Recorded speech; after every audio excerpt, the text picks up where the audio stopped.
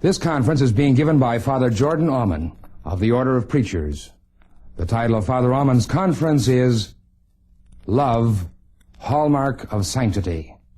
Father Aumann. My dear sisters, all the moral teaching of Jesus can be found in its totality, in his great commandment of love. A new commandment I give to you, he said, that you love one another. That as I have loved you, you also love one another. What is new in this commandment of love is that we, as St. Paul says, have learned from God to love one another. Christ, the God-man, has taught us how to love. And yet the commandment of love is not new. Even in the Old Testament, we can find an awareness of love as the fulfillment of the law. Indeed, we may say that the history of all creation is a story of love. We exist because of love, because the Eternal Father created the world not out of need, but out of love. We exist in order to love, because the human heart was made for love. Now, every kind of love is an inclination towards some recognized good. But not every kind of love is a love that makes us Christ-like. On a purely natural level, we find within ourselves the capacity for two distinct kinds of love. A love that is centered primarily in self, which determines the object or person loved in terms of value for self. And a love that is centered primarily in the object or person loved, and therefore is concerned primarily with the good of the beloved. The first kind of love, the love that is self-centered, is also called the love of concupiscence, or the love of desire. The second kind of love is called generous love, beneficent love, or the love of friendship. Self-centered love, or love of desire, is a genuine love, and it must not be universally condemned as sinful, although it is a love that is centered primarily on self.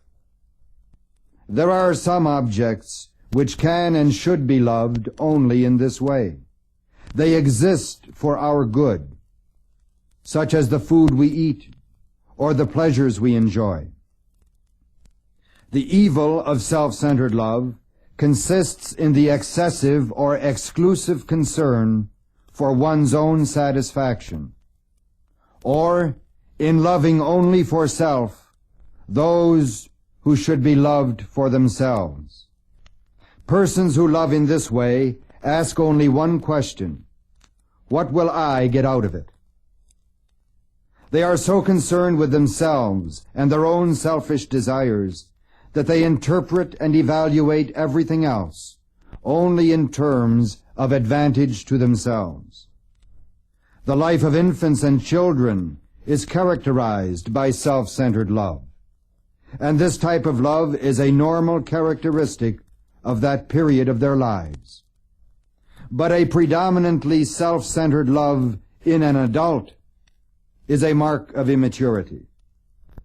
Nothing is excluded from the selfish love of such persons, whether it be a friend who is used only for one's personal interests, or whether it be God and religion, which are valued only in terms of sensible consolations or sentimental piety.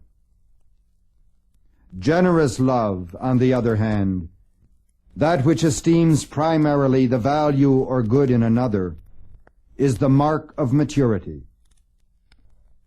The eminent psychiatrist, Dr. Carl Stern, defines maturity in terms of love. Maturity, he says, is the ability to give love freely, without expecting any return. Therefore, sisters, Persons who love in this way ask the question, what can I do for you? It is a love that responds immediately to the needs of others, as is manifested in the lives of missionaries and social workers and dedicated doctors. On the purely natural level, it is the love that is exemplified in great philanthropists and humanitarians. It is the love that is manifested by a good parent for the child, or by husband and wife for each other. This love is the love of friendship.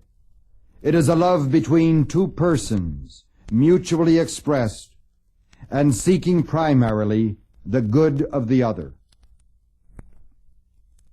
When we ascend to the supernatural order, we shall still find that man's heart was made for love. We shall also find that since grace does not destroy nature, but perfects it, a man must bring these natural inclinations, this capacity for love, to the supernatural level. Even in the love of God, there must necessarily be included a love of self, because it is impossible to love anyone so completely as to be oblivious of oneself. Even the highest type of love must include an awareness of the good in the one loved, and a recognition of the value of that good for oneself. We cannot exclude either one of these elements of love. What we must do is subordinate one to the other.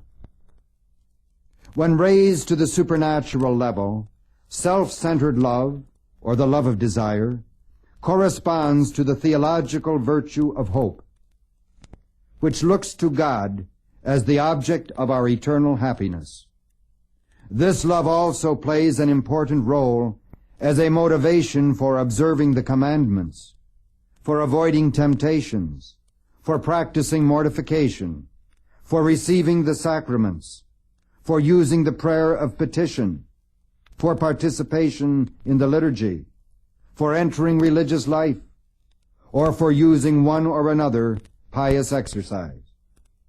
Since all of these things are means, either to salvation or sanctification, they are desired and used not primarily because of the value or good that they have in themselves, but in view of the benefit and help they can provide for us.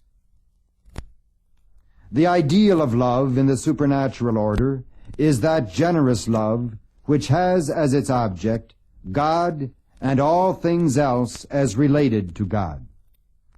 And the name of this love is charity. It is the love that makes saints. And since our true vocation as religious is to strive for sanctity, it should be our earnest endeavor constantly to progress in this type of love. If now we say that we love God because He has been so good to us, because He has bestowed many graces and mercies upon us, because He has given us talent and strength to work in His apostolate, we must yet grow in love until we can say to God, "My God, I love you simply because you are God." Nor should we think that this is impossible, for even on a natural level, we see it exemplified in the mother who loves her child simply for what he is, and in the husband who says to his wife sincerely, "I love you because you're you."